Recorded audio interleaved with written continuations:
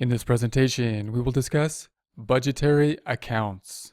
Because budgets are legally binding, budgetary accounts have been integrated into the general ledger of the general fund, special revenue funds, and other funds that are required by state law to use a budget.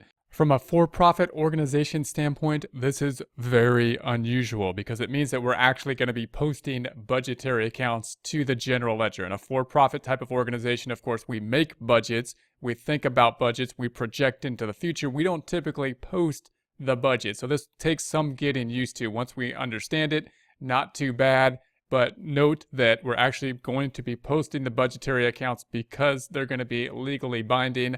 If you're not used to this, it'll be a little bit confusing at first. It'll take some time to get used to, and it will muddy the waters a bit when we consider the general ledger accounts, especially those temporary accounts, what would be the income statement type accounts, because now we're going to have these budgetary accounts that are also posted to that area of what we would think the chart of accounts or the trial balance would be.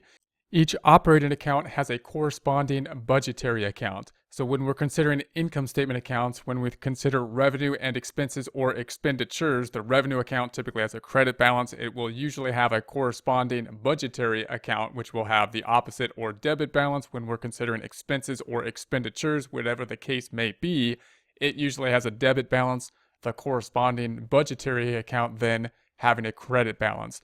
So the budgetary accounts have a normal balance that are the opposite of the corresponding normal account. So revenues have a normal balance of a credit. The budgetary revenue account will have a normal balance of a debit. Expenses or expenditures have a normal balance of a debit. So the budgetary accounts for expenses and expenditures will have a normal balance of a credit. That typically being appropriations, an account called appropriations, as opposed to the revenue budgetary account, which is called estimated revenue, which is fairly self-explanatory. Appropriations doesn't have the word expenditures or expenses in it, which is a little bit more confusing. We also have this encumbrances account as well that we will be dealing with, and this technically is under the categories of budgetary accounts. I would think of it a little bit differently when recording the information, and as we go through the actual posting, I'll explain why this would be. I would think of the encumbrances as kind of more of a holding type of account, because the account that's going to be related to the expenses or expenditures that is going to be the budgetary account is going to be appropriations. And then encumbrances is going to be kind of like the next step of assigning those appropriations out.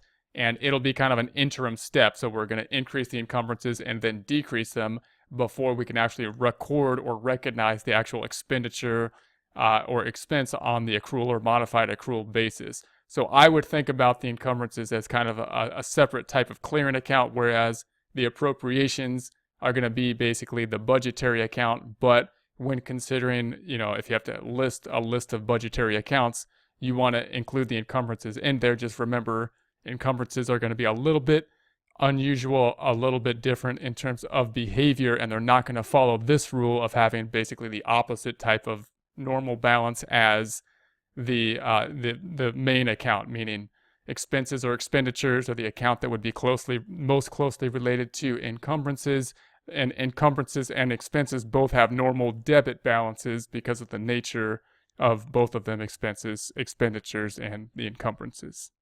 This will become much more clear as we actually work through problems.